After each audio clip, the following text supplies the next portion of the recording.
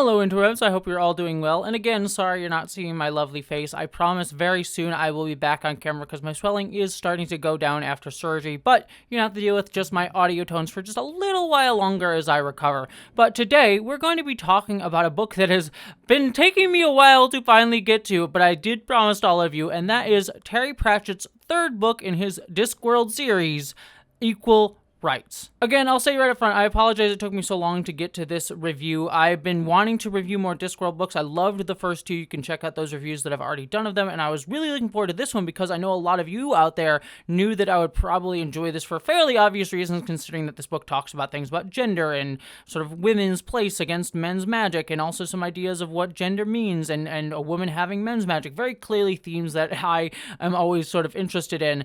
And I apologize that it took me so long because I actually wanted to read this sooner, but then I heard that they were coming out with new audiobooks of all of Terry Pratchett's Discworld books, and so I was like, oh, I love audiobooks. I love hearing new people sort of read them. They were getting really famous actors to do them, so I decided to wait until those audiobooks came out, which they finally did, or at least the first batch of them, including Equal Rites, so I finally got around to listening to it. And so if you want to check out those audiobooks, I will just say up front, highly recommend the new versions of the audiobooks. I know certain people probably have nostalgia for the older ones, but since I don't, I can highly recommend them. They're very high quality, and the acting is so good. I think Bill Nighy is in one of the ones that I'm doing, so very fun audiobooks there.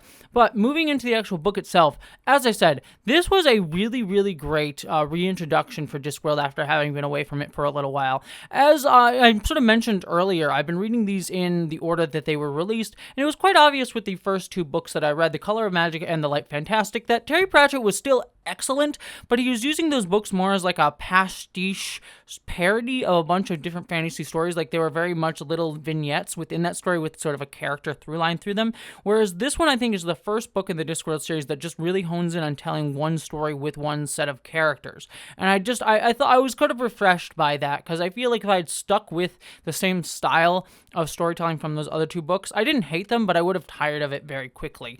And so here, just focusing in on our characters was just a lot of fun. I will say, right from the start, you can already tell Terry Pratchett's writing style is just always so wonderful. I can't remember off the top of my head some of them because I don't have the book in front of me. I had the audiobook, but just some of his turns of phrase are so incredibly clever. Again, he just reminds me of Douglas Adams, but in a fantasy way instead of a science fiction way that Douglas Adams was doing. But just always having these like clever turns of phrase on typical tropes of the genre that they're parodying, that you're like, oh, you can see that they're sort of taking that and turning it on its head.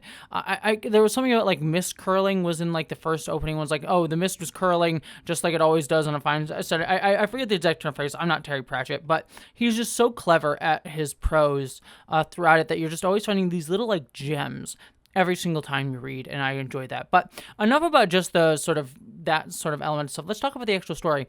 As soon as I read the first prologue chapter, where we learn that there's this supposed difference between men and women's magic, and a wizard who is dying is going to leave his men's magic to the firstborn in this town, but accidentally gives it to a daughter, baby girl, and him sort of having, like, you know, oh, what have I done? And sort of having that haughty, like, sort of, oh, no, women can't have men's magic.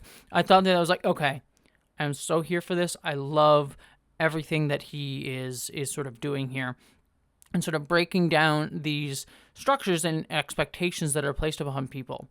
And I love that we don't just get the one side of that story of just like, oh, the men are bad in terms of understanding and placing this sort of expectation upon men and women, but also that it's sort of been placed upon women as well, because we meet this character of Granny Weatherwax, who essentially becomes the witch in the sort of town witch that Esk, our main character, grows up in, who begrudgingly comes to teach Esk about how to use magic. But obviously Esk's magic is slightly different than her magic because she was sort of given the quote-unquote men's magic.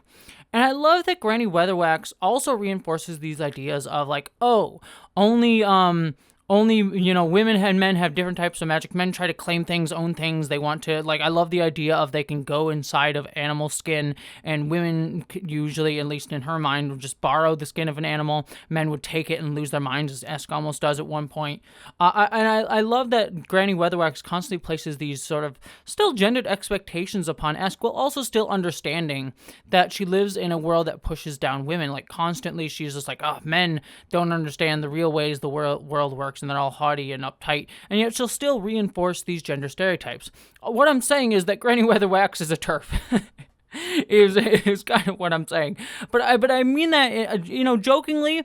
I honestly do think that in a way that is how she's characterized, but in a way I mean that kind of endearingly, because we see her through her explorations with Esk and understanding Esk that she sort of starts to break down some of these stereotypes. And from all of you, I know that Granny Weatherwax does come back later on in the Discworld book, so I'm curious to see how that development is going to grow throughout this series. I thought she was truly the most interesting character in this book, and I just absolutely loved her in a way that's sort of like, oh, you're so close, dear, and I want you to get there, and she was just so much fun, and had a lot of pearls of wisdom for Esk. I will say the opening half of this book is a little bit better in my mind than the second half, once Esk and Granny Weatherwax decide to go off to try to get Esk into school, and Esk sort of has to deal with all of that expectations of trying to get into the school and having to endure the sort of men looking down at their nose at her. Not that it was bad by any means, but I just found that to be a little bit more by the numbers, sort of like woman standing up to the establishment storyline that we've seen in numerous other things. Maybe Terry Pratchett did it before most of the other ones that I've seen doing it in a fantasy setting, but I have seen that sort of thing before in different works of fantasy even to this day. And so it's sort of not a problem with Terry Pratchett. It's just sort of something that I was sort of like, okay, I see where these beats are. Obviously, Terry Pratchett's turns of phrase and prose sort of carried me through. It certainly wasn't bad by any means or unenjoyable by any means, but I sort of got where it was going to go. But it clearly, again, this breaking down of gender stereotypes that women can do the same things men do, and the only difference really is that men have consolidated this type of power for themselves and just claimed it as naturally men's, when it's not naturally men's at all. It's just the power that they only other give to other men.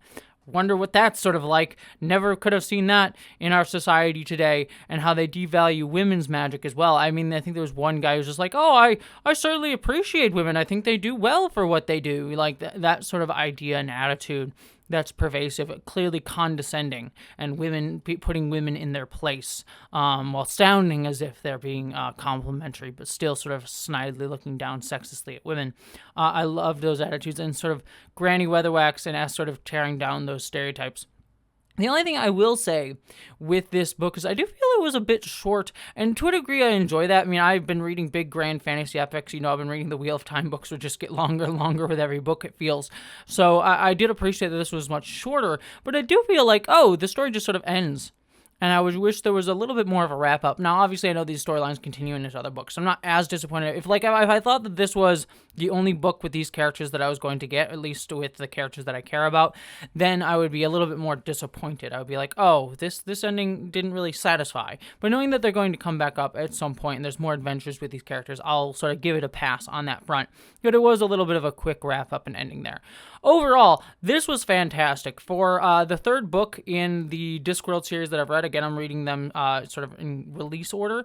This was by far my favorite so far. I am so excited to move into the next one. I believe the next one is Guards. I might be wrong on that. We'll find out when I get to it. But I believe that next one's Guards, or it's coming up, because I think it's either the fourth or fifth book, which is the one that I know a lot of you have been really wanting me to read. So I am very excited to get to that one, whether it's next or the one after the next one. But beyond that, I look forward to reading more Discworld, and I thank you so much for listening. And I hope that you, as always, my friends, don't forget to subscribe. Don't forget to comment. I'd love to hear your favorite Discworld moment from this book, or your favorite Discworld book in general. Beyond that, thank you so much for joining me, and I hope that you, as always, live long and prosper.